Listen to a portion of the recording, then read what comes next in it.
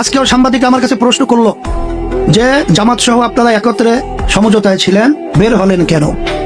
আমি তাদেরকে বলেছিলাম যে 2024-এর পরে দেশ গঠন করা, মানুষ বিভিন্ন নির্যাতন জুলুম থেকে মুক্তি পাওয়া আর ইসলামকে ক্ষমতায় নেওয়ার সুযোগ তৈরি করার একটা সুযোগ এসেছিল।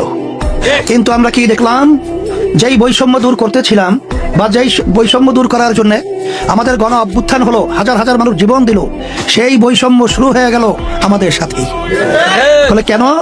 আমরা প্রথম স্লোগান দিয়েছিলাম ইসলামের পক্ষের একটা বাক্স, সারাও জেগেছিল আল্লাহর বান্দারা, আল্লাহর বান্দিরা তার পক্ষে, তারা মাশাআল্লাহ তাদের মনোভাব ব্যক্তও করেছিল। কিন্তু এই ইসলামের পক্ষের বাক্সের পরিবর্তে ক্ষমতা লোভীরা তখন ইসলামের নিয়ম নীতি অনুযায়ী নাকি দেশ পরিচালনা করবে না, দেশ পরিচালনা করবে প্রচলিত গণতন্ত্র এই নিয়মে। তখনই আমরা বাধ্য হয়েছি, সমঝোতাও করেছিলাম ইসলামের জন্য, এবং ইসলামী আন্দোলন বের হয়েছিলাম ইসলামের কল্যাণের জন্য এবং দেশের কল্যাণের জন্য, মানুষের কল্যাণের জন্য।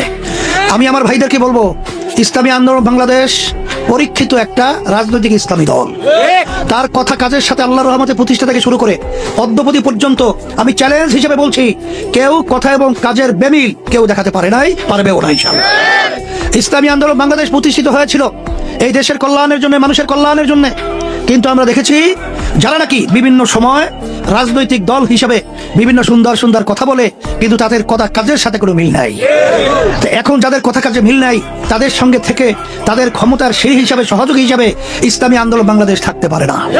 এই জন্য কিন্তু আমাদের আলাদা হতে বাধ্য হয়েছি। কিন্তু মনে করেছিল অনেকে যে আমরা একা হয়ে গেছি। না, আমাদের সাথে আল্লাহ রয়েছে, আমাদের সাথে যারা ইসলামকে ভালোবাসে তারা রয়েছে, সম্মানিত উলামায়ে কেরাম রয়েছে। এবং এই বাংলাদেশের ভিতরে আমি আজকে বাস্তবে দেখছেন, আমার যুবকরা রয়েছেন, আমার ছাত্ররা রয়েছেন, আমার মুরব্বীরা রয়েছেন, পর্দা আলেম মা বোনেরা ইসলামী আন্দোলন বাংলাদেশের পক্ষে রয়েছে, আপনাকে প্রতীকের পক্ষে রয়েছে।